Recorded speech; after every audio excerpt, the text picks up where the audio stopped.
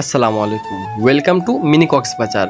আপনি যদি কক্সবাজার ঘুরতে যেতে না পারেন তাহলে অবশ্যই নাটোর জেলায় সেই পাটুলে আসবেন এবং এখানে রয়েছে মিনি কক্সবাজার। হালতিবিল নামে পরিচিত এই মিনি কক্সবাজার, এখানকার সৌন্দর্য দেখলে আপনার প্রাণ মন সব জুড়ে যাবে। আল্লাহর দেয়ার কি অপরূপ সৃষ্টির সৌন্দর্য রয়েছে এখানে। চারিদিকে শুধু বিল আর বিল, আর মাঝখানে রয়েছে ছোট্ট একটি গ্রাম যেটি পাটুল নামে পরিচিত। আল্লাহর দেওয়া এই সৌন্দর্য দেখতে হাজার হাজার মানুষ এখানে বেড়াতে আসে এবং সৌন্দর্য উপভোগ করে। এর জন্য আমি এবং আমার বন্ধুরা সবাই প্ল্যান করলাম যে পাটুল মিনি কক্সবাজার যাওয়া যাক, সেখানে সৌন্দর্য আমরা একটু দেখে আসি এবং উপভোগ করে আসি। তো যেই বললো সেই কাজ, সব বন্ধুরা রেডি হয়ে গেলাম এবং উদ্দেশ্য হলো আমাদের সেই ঈশ্বরদী বাইপাস স্টেশনের দিকে। এবং ঈশ্বরদী বাইপাস স্টেশনে আসার পর দেখলাম গাড়ি একটু লেট আছে, বিকাল 3টার সময় আসবে, একথা একটু লেট হচ্ছে, সেজন্য আমরা একটু ওয়েট করছিলাম। সাথে সাথে টিকিট কেটে নিয়ে এলাম। টিকিটের প্রাইস অনলি মাত্র 50 টাকা। এখান থেকে নাটোর যেতে হবে, আমাদের ঈশ্বরদী থেকে নাটোর যাইতে অনলি মাত্র 30 থেকে 35 বা 40 মিনিটের মতো সময় লাগে। এবং এর সাথে সাথে ট্রেন এসে পড়লো এবং আমি এবং আমার সব বন্ধুরা ট্রেনে উঠে পড়লাম। তারপর আমাদের জার্নিটা স্টার্ট হয়ে গেল সেই ঈশ্বরদী বাইপাস স্টেশন থেকে। এবং সাথে আছে আমার ফয়সাল, রানা, রোহান এবং হাসান। ঈশ্বরদী বাইপাস ছেড়ে আসে তারপর আমরা স্টেশন দেখতে পেলাম আব্দুলপুর জংশনে। আব্দুলপুর জংশনে পুরীটায় অনেক বিখ্যাত। এরই সাথে দেখতে দেখতে আজকে আমরা 30 থেকে 35 মিনিটের ভিতরেই নাটোর স্টেশনটা পেয়ে গেলাম। খুব দ্রুত আজকে ট্রেনে আসছে আমাদের সেই 11 ট্রেনটি। আর এখান থেকে বাহির হবার পথ রয়েছে। এখান থেকে বাহির হওয়ার পর আমরা দেখতে পেলাম অনেকগুলো সিএনজি অটো স্ট্যান্ড এবং অটোগুলো রাখা আছে। সেখান থেকে গেলে দু একটা বাজারও দেখলাম। বাজার শুক্রবার জন্য সে সময়টা বন্ধ ছিল, কারণ বিকাল টাইম ছিল। তো আমরা সিএনজিতে উঠে পড়লাম এবং সিএনজির ভাড়া নেবে এখান থেকে 50 টাকা।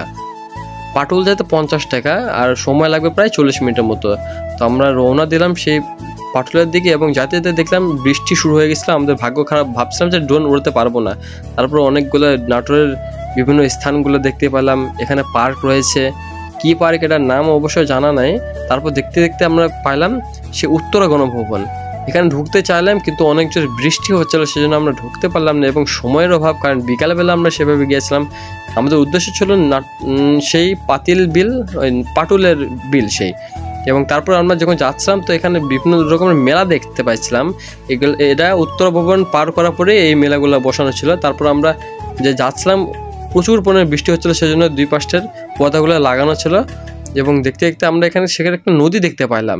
সে নদী কোনকার নদী সেটা বুঝতে পারলাম না। এবং তার সাথে দেখতে দেখতে আমরা ঢুকে পড়লাম সে আমাদের গন্তব্য পাটুল মিনি কক্সবাজার।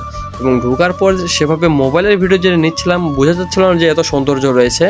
তারপর আমরা ভাবলাম যে ড্রোন উড়াই দেখবো কিরকম সৌন্দর্য রয়েছে এখানকার। Welcome to Patul mini Cox's Bazar. কালকে আসবো না, কালকে পাবেন আমাকে। এসে আমরা একটু ঘোরাঘুরি করার পর হাসান উড়িয়ে দিল আমার ডোরেমনকে। এবং এরপর আমরা দেখতে পারবো যে আমার ডোরেমনের চোখে কেমন দেখায় এই মিনি কক্সবাজার পাটুলের সেই গ্রামটি। এবং দুই ধারে যে নদী রয়েছে এবং মাঝখানে যে রাস্তায়, এই রাস্তাগুলো দেখতে খুবই অপরূপ সুন্দর লাগে। এবং চারদিকে যতদূর চোখ যায় শুধু নদী আর নদী। এবং মাঝখান থেকে বিশাল লম্বা একটা রাস্তা রয়েছে। এই রাস্তা থেকে এক পাশটা থেকে অপর পাশটা যাওয়া যায়। এবং বৃষ্টির দিনে প্রচুর বৃষ্টিপাত হলে এই রাস্তাগুলি প্রায় টাকনু থেকে হাঁটু পর্যন্ত পানি উঠে যায়। এবং রাস্তা পারাপার হওয়ার জন্য সব নৌকা ব্যবহার করা হয়। আপনি যদি এখানে আসেন অর্থ খরচ করে, তো আপনার টাকাগুলো কোনোদিন বৃথা যাবে না, কারণ আপনি প্রকৃতির যে সৌন্দর্য রয়েছে পুরোপুরিটাই এখানে উপভোগ করতে পারবেন, কারণ এরকম দৃশ্য খুব কম দেখা যায়।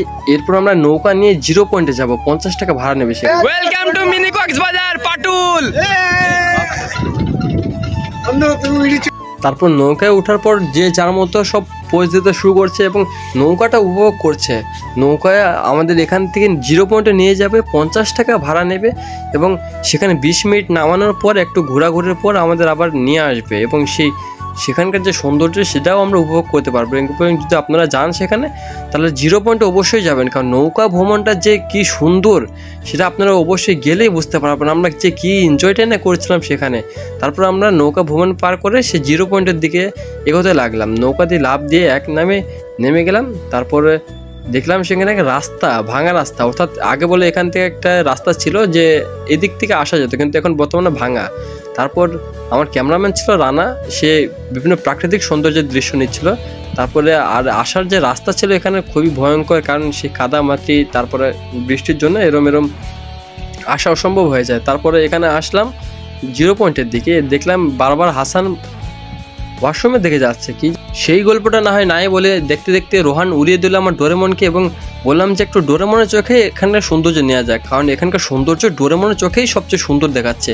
কারণ চোখের যে কতদূর দেখা যায়, যখন ডোরেমন উপরে যায় তো সকল সৌন্দর্য এই গ্রামটির, এই পাটুল মিনি কক্সবাজারের তার চোখে যখন আমরা দেখতে পাই কি অপূর্ব সৌন্দর্যই না লাগে। আল্লাহর দিয়ে কি সৃষ্টি মনে হয়, যা কি মনটা প্রাণটা জুড়ে গেলে এই সৌন্দর্য দেখে।